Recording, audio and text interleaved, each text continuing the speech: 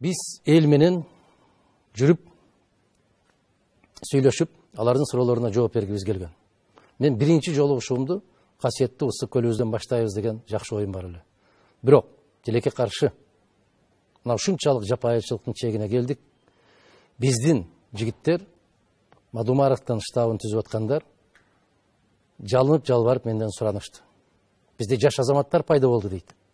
Эгерде кимде ким бир жигиттен башка талапкерлерге чуркаганын көрсөк, барып үйүңөрдү өрттөйбүз деген коркутуулар менен жүрөт дейт.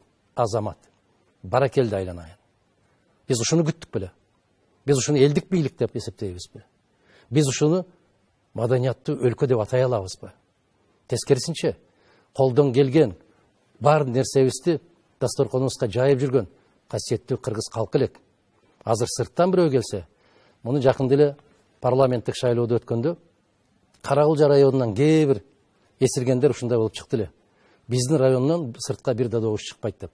Натыйжа эмнеге алып келди, аны көрүп атасыздар. Эми бүтүндөй бир өрөөндү биздин Кыргызстандын көз жашындай болгон берметтүү Ысык көлүбүздү мына дал ушундай ураандарды, чакырыктарды таштап койгондук, бул жапайычылыктын жеткен чеги. Ошондуктан касиеттүү калкым, мен билем, Ысык көл областында дагы, башка областтарда дагы миңдеген адамдар бизди колдойт, биз тарап болушат. Бирок мага сиздердин үйүңүздөр эле эмес, чымчыктын салып койгон уясы да кымбат. Мен чымчыктын уясынын дагы бузулушун да, күйүүсүн да каалабайм. Ошондуктан туура түшүнүү менен мамиле жасап, жолукпасак дагы сиздердин тынчтыгыңыздар, амандыгыңыздар, элибиздин биримдиги ар кандай кызматтан жогору турат, андан бийик турат.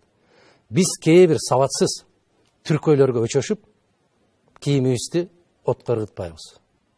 Аман болсо, жакшылык болсо, Кудай кааласа, биз сиздер менен жолугушуп келгенбиз, жолугушуп турабыз, мындан ары карай да жолугуша беребиз.